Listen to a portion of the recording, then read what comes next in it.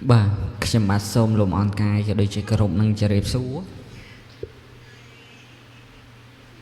ទៅកាន់ពុកម៉ែបងប្អូនទាំងគ្នាសូមស្វាគមន៍មកកាន់កៅអយនៅតម្រុយបាទវៀតណាមប្រចាំថ្ងៃ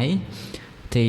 12បាទខែ8ឆ្នាំ2021តើពុកម៉ែបងប្អូនឃើញវីដេអូនេះឲ្យជួយ Subscribe ក៏ដូចជាបើកនៅក្តឹងម្នាក់មួយផងតែយើងទៅតតម្រុយទី11កាលពីម្សិលមិញបាទដែលមានអោសរោក៏ដូចជាអូកៅបាទគឺថាយើងចូលទៅដែរបាទចូលអូកៅបាទនៅប៉ុស៊ីបាទចូលអូកៅនៅប៉ុស៊ី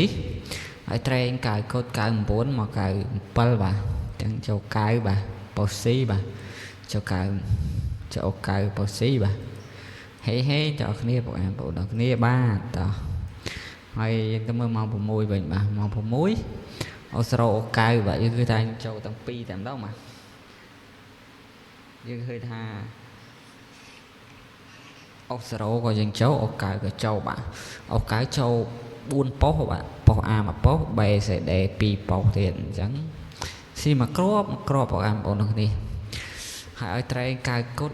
មកកៅ1កៅ2បាទស្ដាយបងប្អូននេះហើយយើងចូលសរោវន្តាចំត្រង់ភ្លឹងបាទមកគ្រាប់បាទ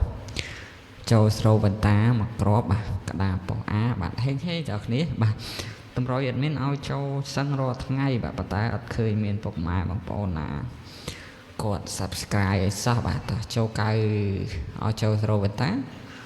ហើយចូលអូកៅ3ប៉ុស្តិ៍ប៉ុស្តិ៍ A 1ប៉ុស្តិ៍ក៏ដូចជាប៉ុស្តិ៍ BCD 3ប៉ុស្តិ៍ទៀតបាទហើយចូលសរោទៀតចូលសាហាវបងប្អូនគេកាពីសាមញ្ញតោះសូមវីដេអូនេះជួយពុកម៉ែបងប្អូនប្រិមិត្តជួយមើលបានច្រើនដល់អ្នកគ្នាផងណាបាទតើមានសូមបង្ហាញតម្រុយថ្ងៃថ្មីជូនចែកជូនដល់ពុកម៉ែបងប្អូនដែលទៅកំសាន្តលេងបាទហើយកុំភ្លេចជួយ Subscribe ក៏ដូចជាបើកនៅខាងក្តាំងម្នាក់មួយផង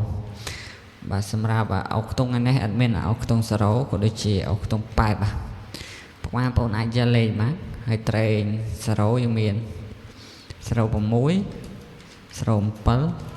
8មាន87ក៏ដូចជា89តោះជូតបើហេងបាទ